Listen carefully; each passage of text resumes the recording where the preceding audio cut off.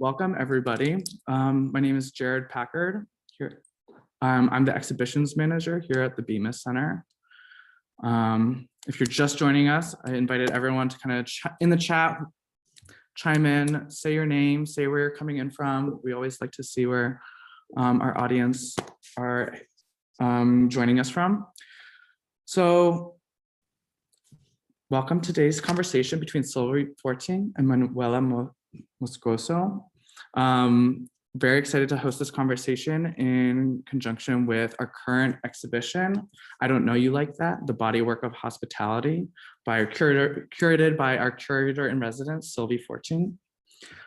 I'll just share a few of our upcoming programs.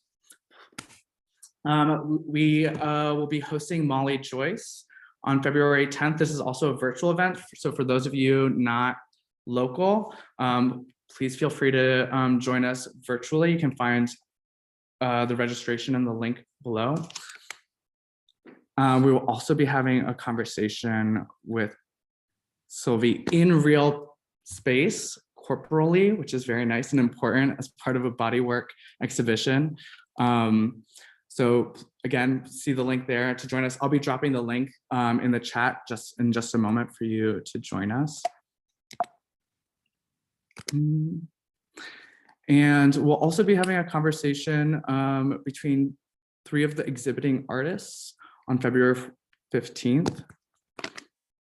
And of course, we want to thank all of our sponsors for making this possible, which is always important to support the arts. If anybody else wants to learn more about Bemis, please find that in our website, which I'll be sharing here in just a moment. So without further ado, I'm going to pass it off to Sylvie to kind of kick us off today. Thank you, Sylvie. Great. Thanks so much, Jared, for the introduction. And I'd also like to thank the people who are with us making this event possible. Davina Schreier, who's the communications director at Bemis, and Alfredo Almaraz Herrera, who is assisting me with the public programs through the end of the year. So thanks so much for being there, doing the invisible work in the background that makes this possible. Since sightedness will be a big part of the conversation today, please allow me to frame it with a land acknowledgement. Bemis Center for Contemporary Arts operates on a land that has been a site of human activity for thousands of years. This site was the territory of the Yumonhon, Ponca, Pawnee, Oto, Missouri, and Iowa peoples. Umonhon means upstream, a name marking the tribe's settlement location on the banks of the Missouri River. Nebraska's name is derived from the word Nebfaska, meaning at water in the Yumonhon language. In 1854, the Yumonhon tribe was led to believe that they were securing US protection by signing a treaty, giving up the land that now makes up the city of Omaha. Through several broken treaties, the Yumonhon people have a reservation 1 hour north of Omaha today. And I'd like to welcome each and every one of you for joining us today and for giving us your time and attention. Today's talk will have 3 parts. First, Manuela will present her work and ideas for around the Liverpool Biennial for about 20 minutes. Then we'll follow with a short conversation where we'll tease out some of the connections between our 2 projects and methodologies. And the last 10 to 15 minutes will be for you. So please prepare your questions, thought, queries, whatever, and share them with us in the chat section, which you will find at the bottom of your screen. We'll try to answer as many of them as possible. Also a reminder that the session is being recorded. This includes the chat. And that the recording will be published on Bemis's website and Vimeo channel. Manuela Moscoso is a curator, editor, and cultural producer who studies the process of art making and its effects in the world. And she was just named executive director of CARA, New York. She curated the Liverpool Biennial in 2021, and she'll be talking to us about the stomach and the port. She was previously senior curator at the Tamayo Museo in Mexico City, associate curator of the Bienal de Cuenca 12 in Ecuador, and co-director of Capacete, a residency program in Brazil, where she also co-ran the curatorial program Typewriter. On behalf of everyone in the audience, I'm delighted to welcome curator Manuela Moscoso today. So up to you, Manuela. Thank you, everybody, to be here, and Sylvie for this invitation as well. That from a distance you saw some resonances of your work that you are doing here at Bemis and my work that I did in the Liverpool Biennial. I wanted to start is by really just giving you like an overview of the work at the Biennial, like how long ago it was. Because during those years, a lot of things have changed as well in the world, and drastically has changed the way that we relate with each other and with our environments. So I was invited for the Liverpool Biennial in July 2018. And so since then, I was, I was living at that time in Mexico, and I moved to Liverpool to start that project there. And I had already like some sort of inquiries or thinking the format of the biennial as well as a way for research, curatorial research. So the biennial in that sense can be an incredibly very rich place to think how practices can, create a conversation around certain concerns that one might have at certain particular time. So at that time in 2018, I was very interested to talk about and to think about, together with other practices, about bodies. And specifically, I was interested because in Latin America, as well in the US, but specifically in Latin America, we had a very strong turn to the right. And this turn to the right, it meant that many of the vulnerable or historically vulnerable bodies were again in a position of precarity. And while at the same time, as we know, like all this kind of planetary system as well is dependent of our own coexistence and our own dependence between each other. So my question was really, at the time, it's like how we can consider a body that is more and less than what you see, and where the body finishes when our system of relationships finishes, the ones that are not visible and immaterial sometimes, that have material impacts in different places in the world, even though one is not completely aware of it. And at the same time, it was important for me to think like how the experience of the world depends on the body, the shape, the gender, the race, like your social, economic, the geopolitics, where are you from? The experience of the world will be different depending the body that one carries. So in a way, like I was trying to think this sort of double bind, like how to think more, and like not the skin as the ultimate frontier, as the skin as a ultimate frontier has been an important colonial tool for oppression and dominance, but also thinking in ways that we can expand our senses of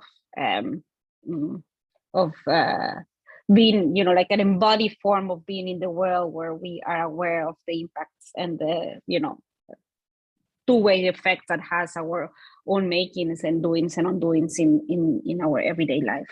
And of course, these ideas are not things that I'm thinking by myself. There is like a number of, different thinkers, artists,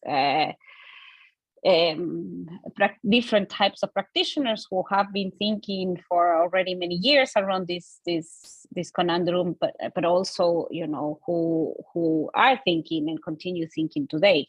So in terms of what I did, it was like to bring these questions to Liverpool, and in kind of my context as well, like my research context as well, like who is the people that I read, I think with, I invoke, I talk, I converse, and bring those questions to Liverpool.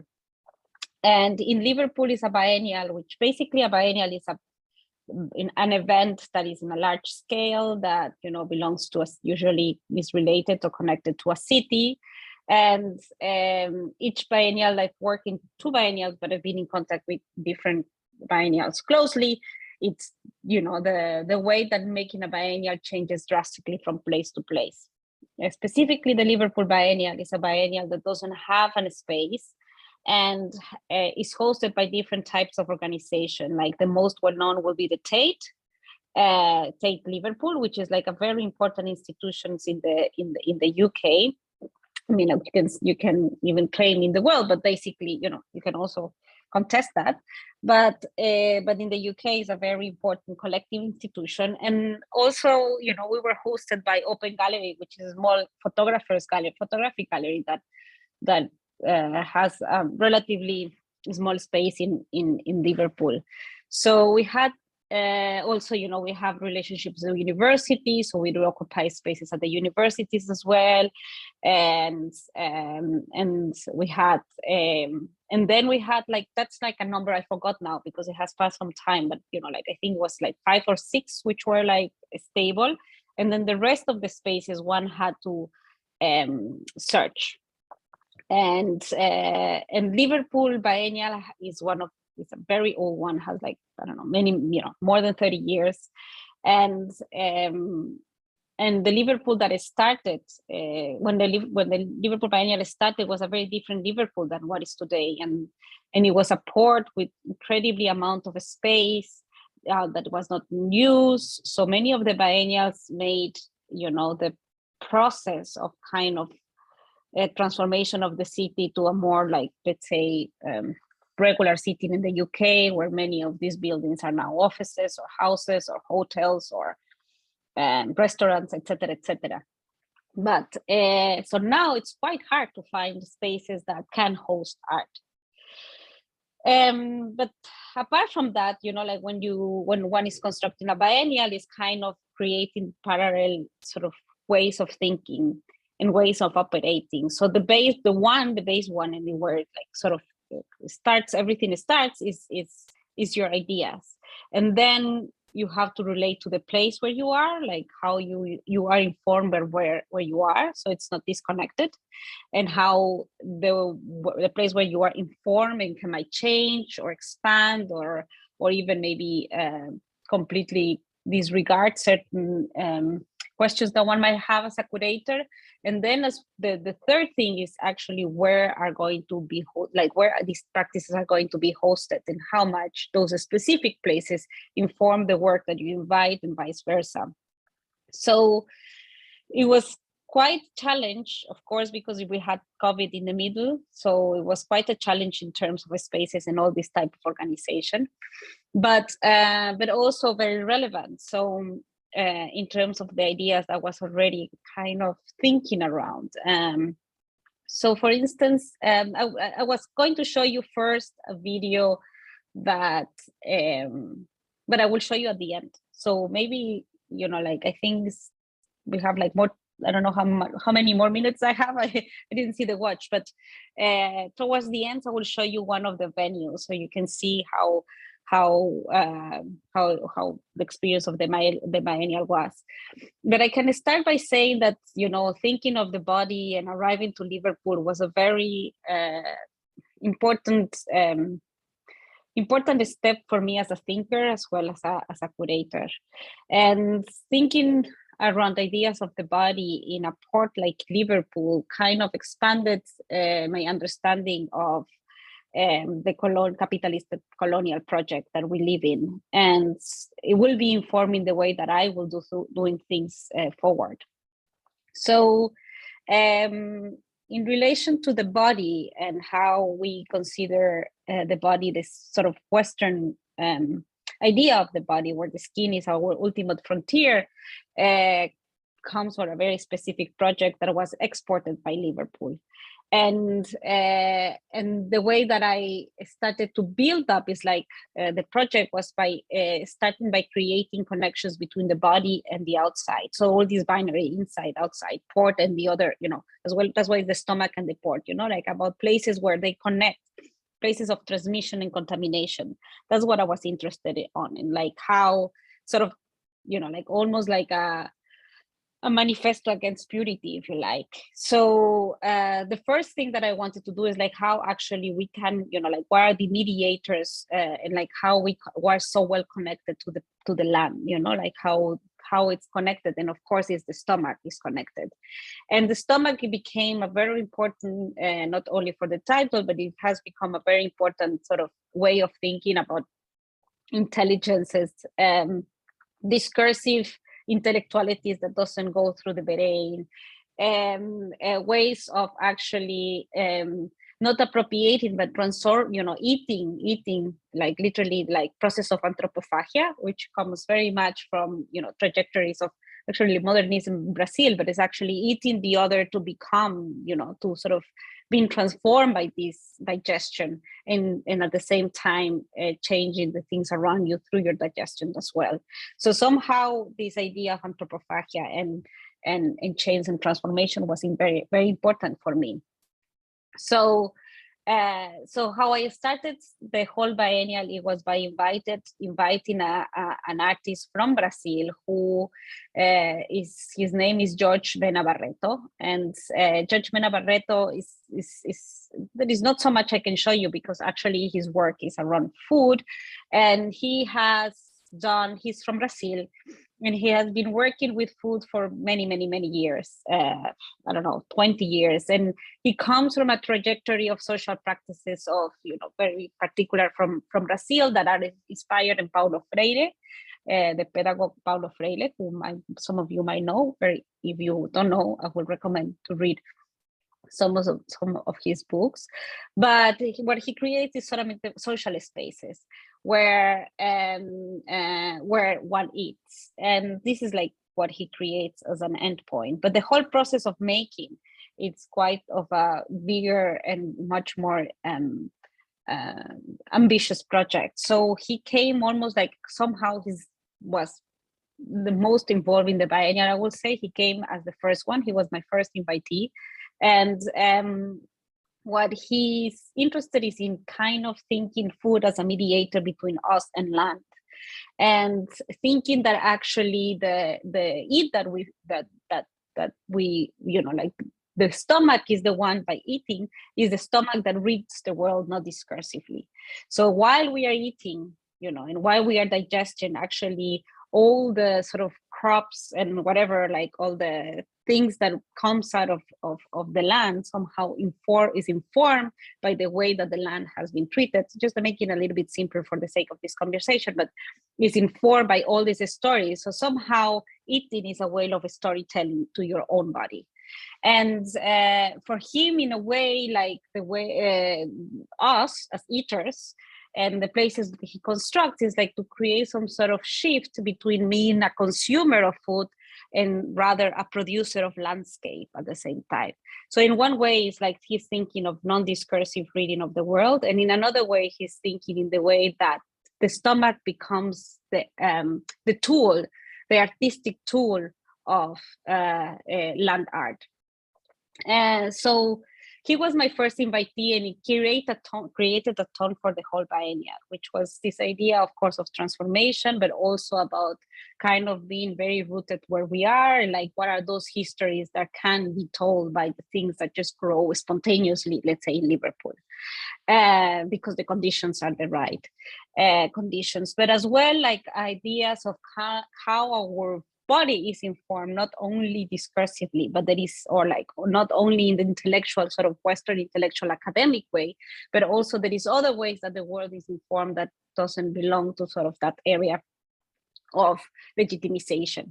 So, as much as the food was important to me and the work of Jorge Benabarreto, there is two things about arriving to Liverpool, and is that, there is many things, but, there is so many traces of the modern project there. But an important sort of aspect that I started to research, what was food, transformation, and also all the bio politics and like kind of where the body begins and how the stomach somehow determines as well your mental health, with other artists like Anne Grafe and other people. But also the other sort of area of interest that I was thinking, if we are really considering food as an important aspect of our own sort of health and understanding of, you know, of our own bodies, and creating this kind of gut health that is becoming more important. Also, there is other ways that we don't read discursively the world, that is through sound. And this relates specifically to the slave history of Liverpool, and how certain bodies historically were considered non-human, not even a human, so they could be, you know, thought as something that could be traded, sold, kidnapped, and then the labor of it creating wealth, the labor of all this enterprise of making humans categorizing like less than humans or non-humans. So the other part, like, and why it sounded become very important, and it has to do with all sort of this intelligence that travels through the Atlantic by, you know, this forced movement of people, and how through all these winds and through all the sea, all these sounds that we hear today, you know, in the radio and pop culture, are really much informed by, you know, these trajectories and these movements of peoples around the world, and specifically between, you know, the continent of Africa, West Africa especially, to, you know, to the wealth of the UK and Liverpool. Not only them, of course, Portuguese and, you know, and Dutch and many other countries in Europe benefit from that, you know, specific trade, but, you know, went to the Americas, and in that trade, you know, through the wind, the sound is a form of knowledge. So to me, it was like another sort of trajectory that I wanted to speak about, how our bodies can be, you know, transformed and informed by sound, and sound as a non-discursive form as well. And so then for that, I invited, like, one of the, you know, there is other artists, but I will just mention one. Is like, for instance, Neo Muyanga, who is an artist from South Africa, who has been this, you know, making a research for many years around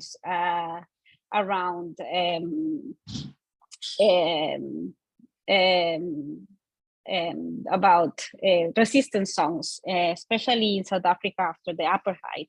And he did a very big research that we were able to somehow commit it and do it around the song Amazing Grace, and how this is a song that Amazing Grace actually was written by a person in the 1700s who was slavish, who turned in abolitionist in his life because he was captured in West Africa and was able to was able to go in a ship first to Brazil and then to the UK, and then kind of redeem himself with his song of Amazing Grace, and created this song in a way somehow to as he found some sort of transcendence in his life and changed. Then I think so. For instance, with him, we did like a quite important. We were going to do like a quite important work for him, which was like 100 people choir that eventually, of course, we were not able to do because of COVID, and turned into a composition and a video and a vinyl. But somehow, let's say like this, there were two different ways that I wanted to sort of expand the ideas of what I wanted to do. So, and then I invited many other artists that kind of composed the whole biennial. From like for instance, in terms of sound, Lamin Fofana did like another type of research, and into Jenna Sutela, who is again thinking about, and this is when, you know, bio, and Sylvia Winters is very important as a thinker to me, is like how the biopolitics and sort of the racialization of bodies are so close, because the whole sort of modern world, and that's why Liverpool is important as one of the first places in the world that had like I forgot what is the name now, but it's the School of Tropical Medicine, where it's like kind of thinking of this you know, like the idea of a body that is pure, and what you have to take is things out of the body to keep that purity. But of course, there is only certain types of bodies that are pure, and those certain bodies that are pure have an overrepresentation of the land in the world today. So to me, for instance, in the exhibition, you know, you could see Jenna Sutella, who is thinking about the you know, the overrepresentation of the male body within, among other things, in science, and how to disrupt these ideas of, for instance, intelligence, communication, you know, origin, in a very sort of kind of art and science, very close an art and science way. And specifically with us, she presented two works. One was a sun work, and another one was a sculpture together with Neo Muyanga, who is thinking as well about how, you know, like how the categorization of the types of bodies had an impact in the world today, and had an impact that still lives, you know, we still are breathing. But apart from that, you know, again, about these ideas of transmission, you know, we had the work of, you know, from all these ideas, let's say in the vast sense of how bodies are, you know, we are not alone in ourselves, not only physically, but spiritually, let's say, and how the bodies are material history, how, you know, like how actually, the way that we walk, the way that we talk, in a way, are like sort of habits that we have, and that we have constructed over time, and they correspond sometimes to personal histories and sometimes to bigger histories that have, you know, shaped the way that we live today. So thinking about the body as a material form, and a body that somehow is always in the present and the future, in the past constantly, it was something that it was very relevant in the whole biennial. How I'm with time, Sylvie? I think maybe we can segue to the video so that we Yes. have some time. So at the end, I think I can tell you that the biennial didn't change because so much in terms of the invitations that we had, and because it was quite late in the game when the pandemic arrived. But we did have to change at least 5 times all the venues, which was quite drastically and dramatic. And what you will see now is a video of one of the main buildings, and it's a little bit long, but I think it, you know, you can, it's like almost like a tour into the biennial that was produced specifically because I felt that never images kind of totally grasp an exhibition as a form. And so it's kind of a short video, because also I know that people don't have much time to see this. So in a way, it's like kind of a small tour that we did for all the venues. So we can start, we can see the whole video. I don't know, like, I don't remember how long it is, but yeah. But we need the volume, I think.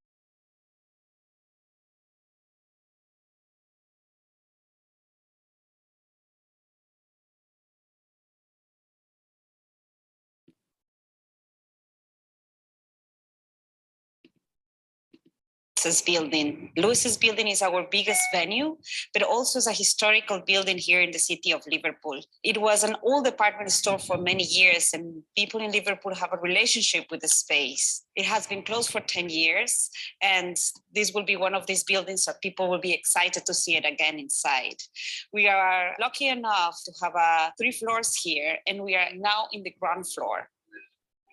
The artists gathered here on the ground floor questions what we consider a body to be, and therefore what we consider a human to be.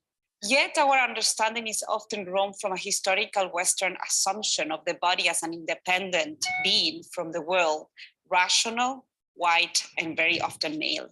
Universal understanding as such shapes the way we think of bodies and we experience the world. They are also often expressed in binary oppositional terms, such as mind-body, nature-artificial, male-female. These pairings have traditionally made it difficult to acknowledge different modes of being. For example, the body is often understood as a border between the interior self and the external world.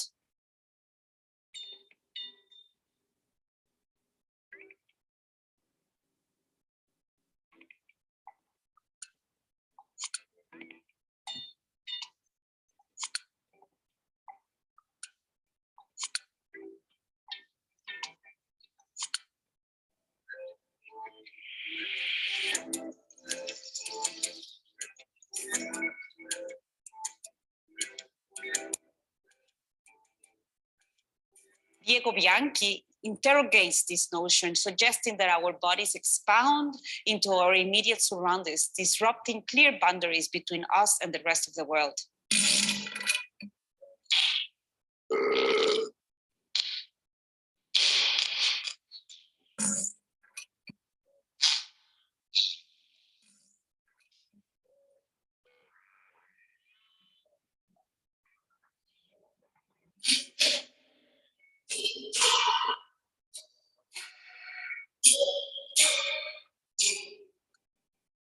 The porosity of our bodies is also present in Jess Fan's sculptures, these glass incubators for black mold, often connected in the signs of kinship between us as humans and different types of life. These sculptures also suggest a fear of contamination, which is often manifested as part of a rationalized fear of the other.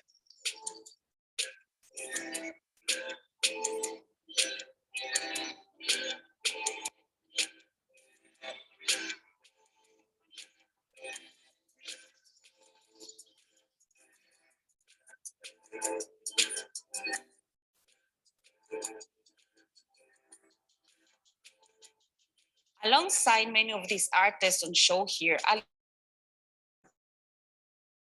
scale to make us reconsider the limits of our own bodies. Process of expansion, rupture, and stretching are visible in her bone-shaped structures and her tactile works, which are amplified to such a degree that they challenge our perception of ourselves.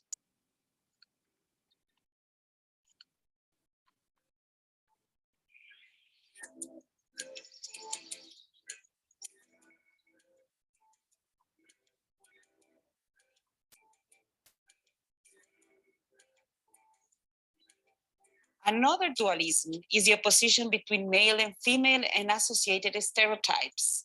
Camille Henrod foregrounds obscure aspect of motherhood by reflecting on maternal bodies, which are transformed by technology and society's expectations for productivity.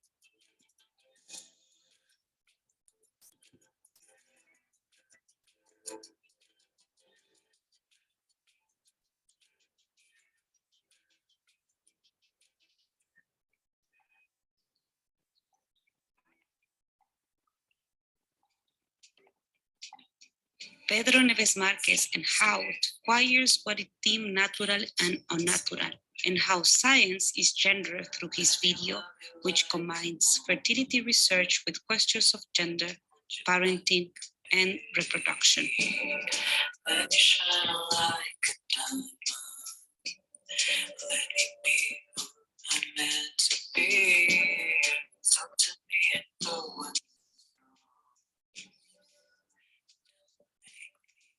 sweet. Let me love you like home. Friends, just like they actually still become ovary are fertile. What an experience. Isn't it? Did they want it that bad to go physical? Andreas didn't. On the topic of gestations, the time between conception and birth, Jenna Sutela presents a conversation between imaginary organisms with both organic and synthetic attributes, one of whom lives inside the other. Codependence. Symbiosis. Feeling in common, many-headedness, many-headedness, many-headedness, many-headedness, many-headedness. In opposition to limitations imposed by binary thinking, the work here all represents the notions that humans imagine, experience the human body in extremely different ways. If you want more information, we are doing curatorial tours every Thursday. You can also access through our website, liverpoolbiennial2021.com, more information about exhibition trails, tickets, and more online content.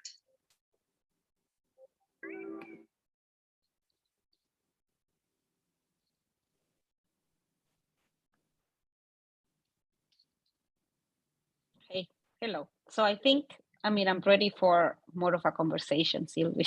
Great. Thank you so much, Manuela. I love these videos. Again, a reminder to please share your questions and impressions or ideas in the chat, and we will love to address them in a few minutes.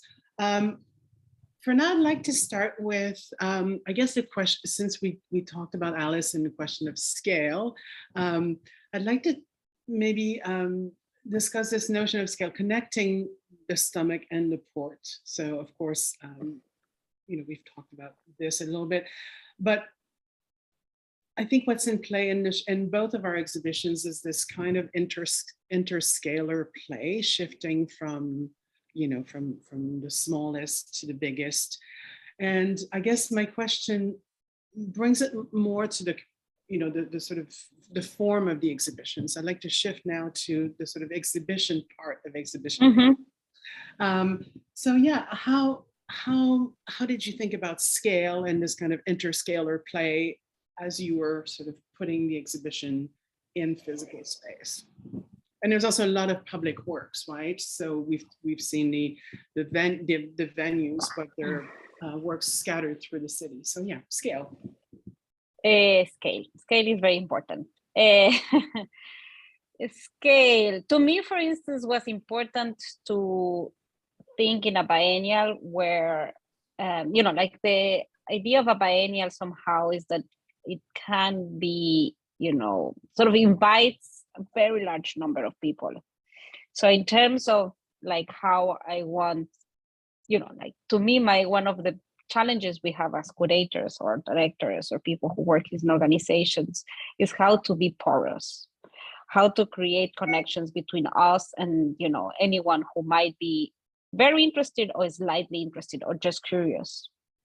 And so when doing any project, I think some of them, you know, have bigger limitations than other in relationship of how to be porous, but a biennial could allow the possibility to be ambitious in that sense. So I wanted, in terms like, you know, I had to fight the scale to do it as a whole biennial to make it not as big as the desire. I had to fight quite a lot. And to make it the size it was, which I thought it was already quite big. And but to me, was more important was to create somehow, you know, works that could be outside and works that could be inside, like kind of breaking this idea, you know, like making or expecting everyone to just go inside spaces to see art. You know, it, you know, can happen, but what about the possibilities of the publicness of art? So I was very keen to create different productions that will happen around the city. Some of them that you see, the ones that are left and that are like left after COVID, are mostly sculptures. But it was much more ambitious than that. You know, like for instance, Neos Muyanga's 100 People Choir was going to happen in a regular basis. We had Luisa Ungar, that at the end, she's a performer who did very interesting work researching in the tropical medicine, School of Medicine, and then eventually as well in like the ethnographic museum there. It was going to be tours around the city that became phone calls. So you could phone, you know, like was like performance through phone calls. So it was like one-on-one performances. Or, you know, Eric Beltran as well. They were, you know, it's like about sort of the connection between cumbia music that maybe some of you know what it is, cumbia, and some of them not. It's like, you know, sort of a genre of music with quantum physics. And at the end, it was going to be like a series of concerts and podcasts, which the podcasts exist. So if you are interested about the relationship between cumbia and quantum physics, do get to, you know, check them out. They're quite fantastic. But at the end, what we did was to occupy taxis around the city. So we had, I think, 50 taxis during the whole period, where you could actually hear cumbia and the podcast with, in aspects of the podcasts. So another one that it became as well a podcast is Ines Dujak and John Baker, which was going to be a parade that was going to go through the whole city in the day of the opening, on the history of pandemics specifically, and how all those narratives of host, invader, alien, or symbiosis or codependency, like all these sort of histories from folklore to science, the idea of the virus, because virus is not considered a living thing, as might know, starts, like the whole sort of how you say it, controversy starts by then, like what is considered alive or not. And the virus is a host of the body, and how all those stories can tell very much about the history of hosting, actually, and the history of transmission. But obviously we couldn't do it. And it was a bit, like it was like a pandemic, and doing something public about pandemics didn't feel so well. And also it was quite challenging to do anything in the public space at the time. So it became some podcast. But my point is, like, I really wanted that somehow, like you could actually have different types of contacts with art throughout the months of the biennial. And another thing about scale that I would say is more about amplifying rather to me than actually make it bigger, is like which strategies you do to amplify the work that you do. These videos, I also had to make a case, but they were important for me because, how you can amplify the work you do in the best possible way with the conditions you have at a particular time. The other thing that I knew very early on is that I wanted to do, very small catalog, whereas much bigger free catalog. So I put all sort of the finances that usually go to the big catalog of the biennials, and I put it to become like two kind of reading books. One is like an experimental writing, and which including writing by artists, and the other one is mainly like very, very comprehensive guided through the city with a lot of information about artists and every venue for free. So in a way, for me, that's kind of amplification, and where scale really works in a setting like a biennial. The different places ask for different things. Mm-hmm. Great. Another curatorial question. So I've heard you say somewhere, I was watching a lot of sort of online stuff. I probably know more about me than me right now. I'd like to come back to come to the idea that you said somewhere that you don't work from themes. Yeah. And I think that's a really, really crucial question, really crucial for me as well. So there is an idea, which is not a theme, and that the process of exhibition making is a process of collective inquiry. Yeah. And so I'd like you to speak about that, and then the sort of connection to that is the legacy of a project like this. So if it is a form of open inquiry with other people, at the end of the project, you end up knowing things that you didn't know you would know. And how do you carry these forward in a very kind of organic way into your work? So this kind of exhibition making as a vector, so tell me about this. So things like to me, like I'm trying to destabilize the role of the curator that speaks about things, and that creates a frame where, it's kind of an umbrella, and we are kind of this sort of articulator of, whatever we have put, and there is like a very clear hierarchy there.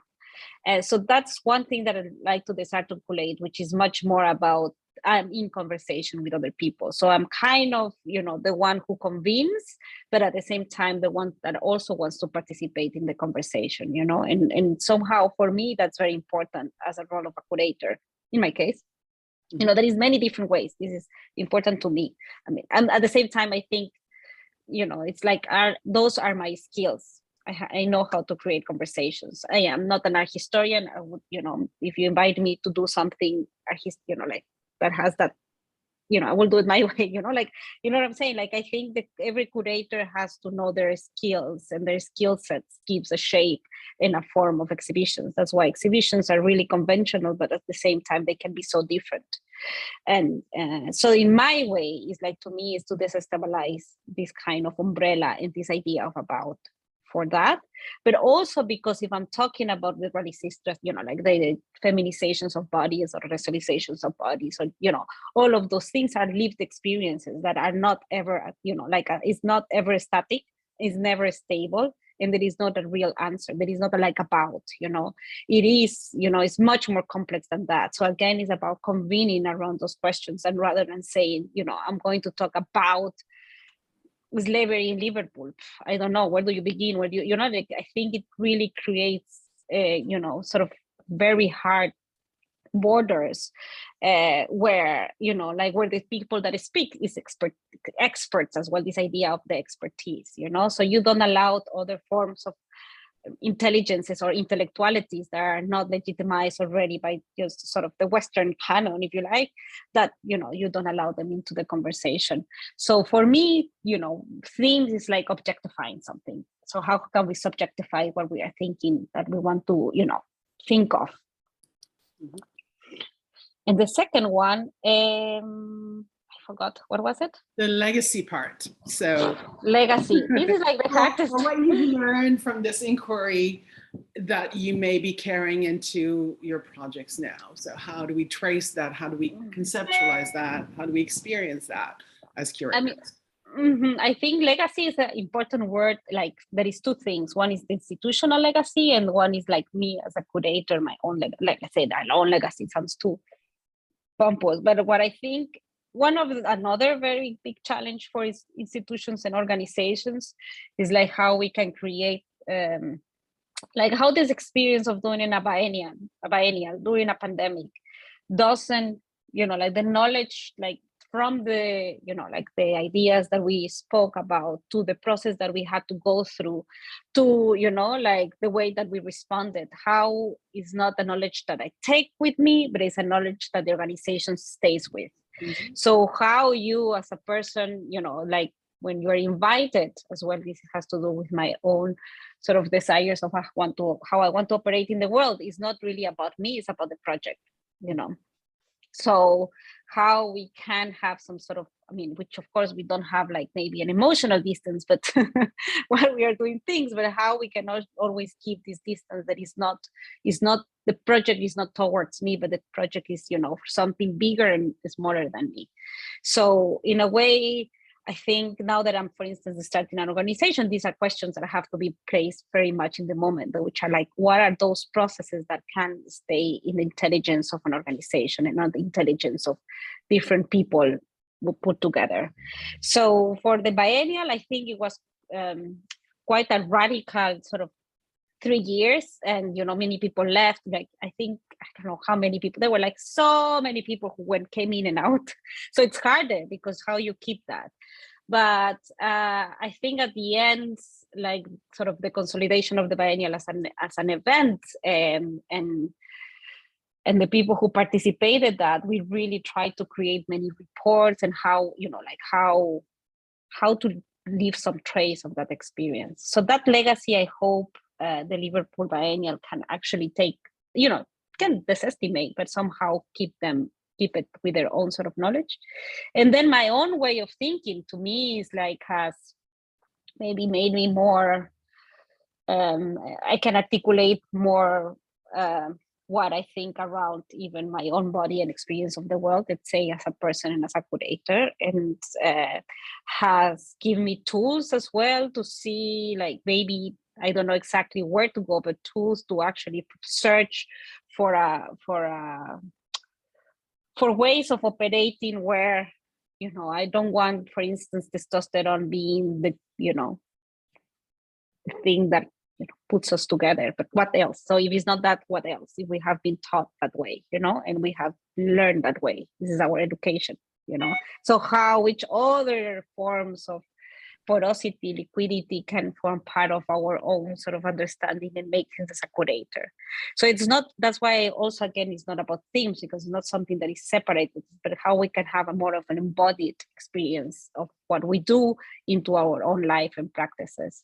So that's what I'm, like this, for instance, are very questions that are very important to me. Not that I have answers, but I'm trying to figure it out while I'm working in my next steps.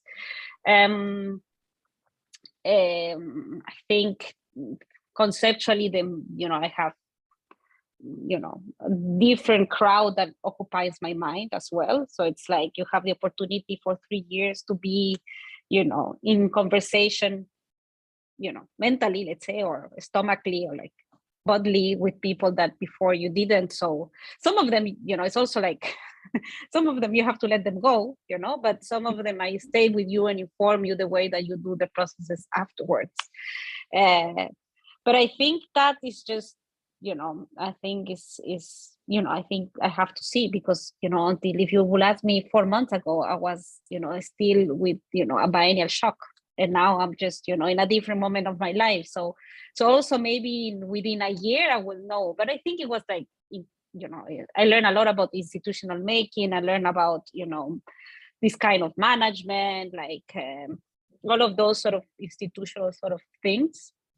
But I also learn a lot about the world, I think, in many ways, That's great. Yes, biennial shock is a is a true thing. I have a couple of questions. One from Stuart Chittenden, and he's curious, how did Manuela adapt to and incorporate COVID into the logistical process and the artistic representation and exhibits? So how we incorporated, we just working, it was really radical. So you could only do, it was like many stages, because the first stage we didn't know, the second stage we did know that it didn't happen, it wouldn't happen. The next stage was to, we had already invited 50 plus artists and collectives, and to make sure that everyone was paid and all our commitments were going to happen before even we had a biennial. So it was just making sure that everybody would, get, we will, that was like my worry, that we will fulfill the commitment that we had already established pre-pandemic. That's the second one. Then the third one is like, okay, so now they are committing when it's going to happen. And then it's like,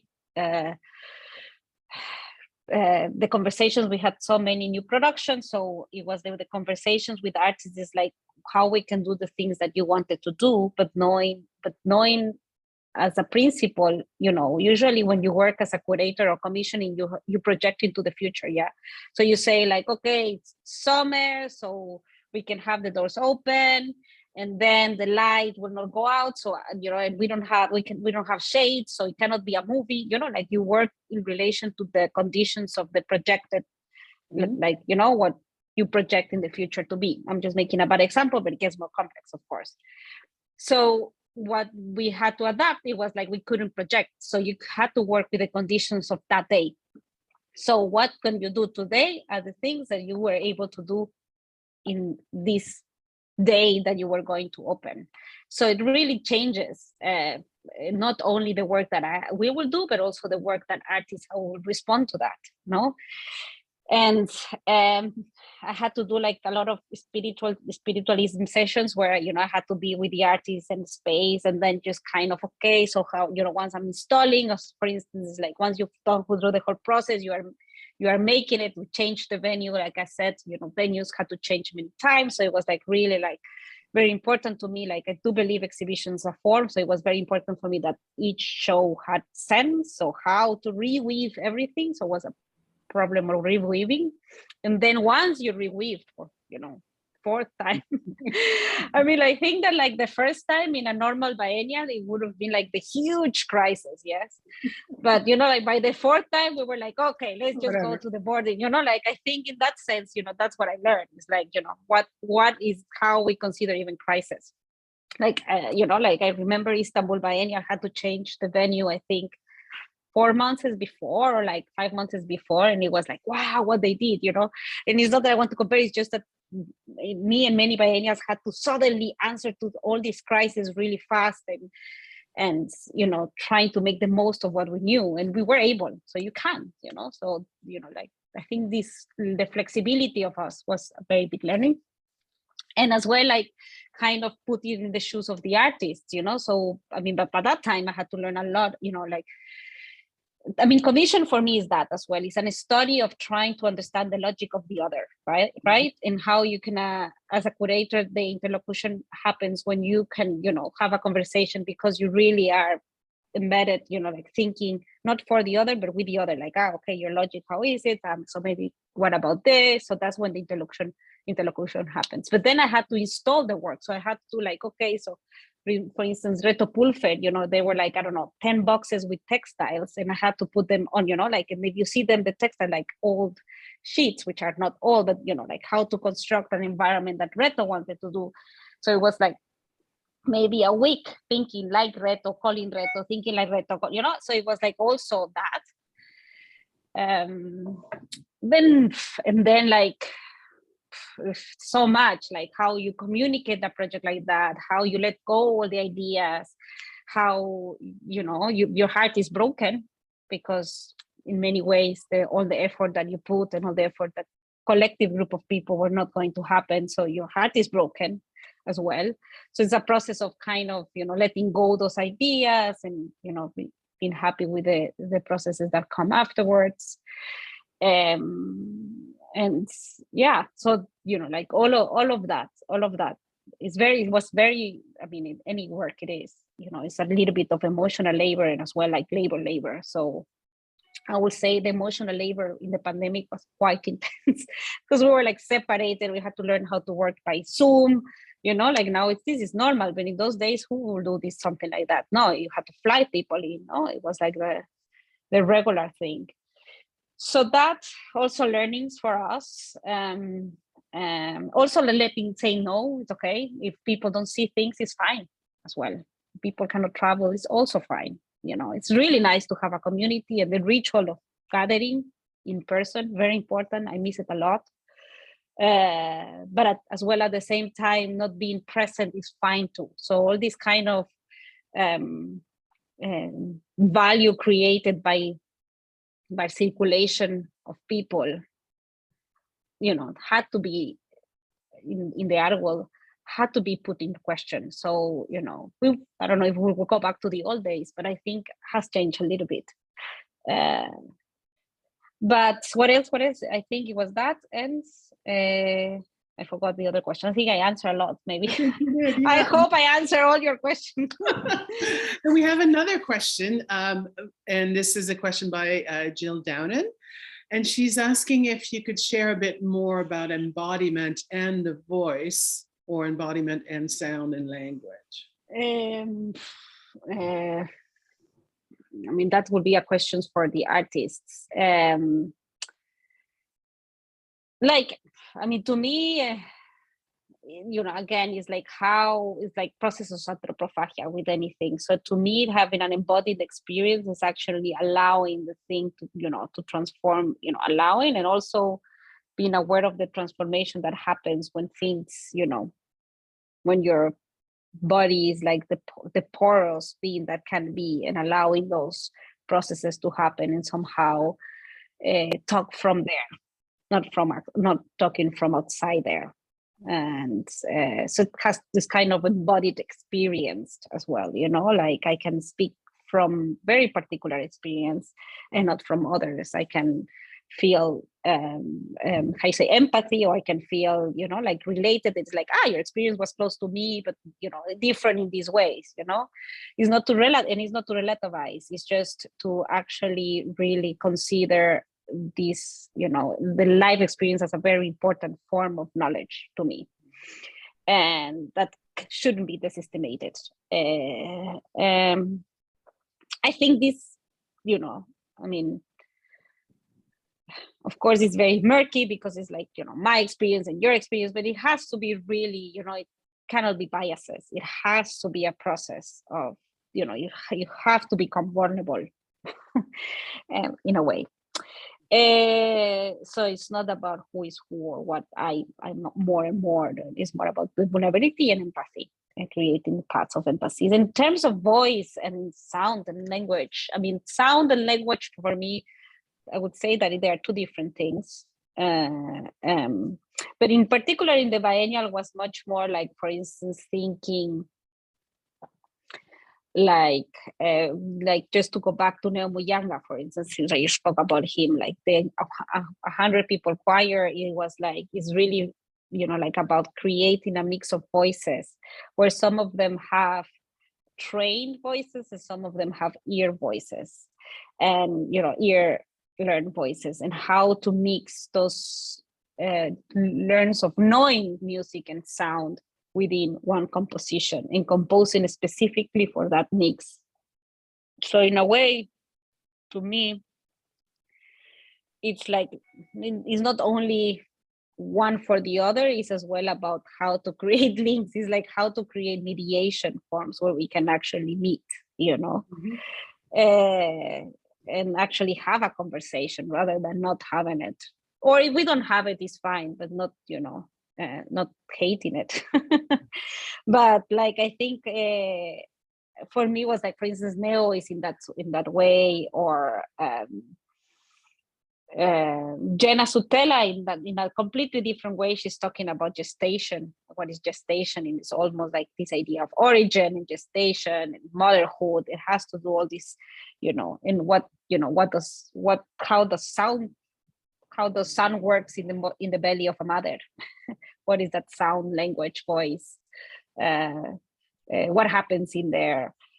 So I think to me it's like the community, we don't have to hear everything. There is conversations that happen beyond our understanding and knowledge as well. So, and we don't have to understand everything either. I think it's also about kind of, there is conversations that will happen that, you know, we don't necessarily need to even be involved or understanding, or we are there, but we don't need to be, you know, it's a mix of the synthetic and the organic, like Jenna said. So I don't know if I'm answering like I think what you are asking, but you know, I hope I did. Yeah, I think we are just about, and Jill said, yes, thank you. So I think we're running out of time. So I'd like to thank you so much, Manuela, for your generosity today and sharing your work and your ideas. And thanks everyone for staying with us. Most people are still here, so thank you so much. And please join us next week for an artist talk with Crystal Campbell, Oliver Hussein, and Kristen Schrodinger. Thanks so much. Okay. Thank you. Thank you. Bye. Thank you.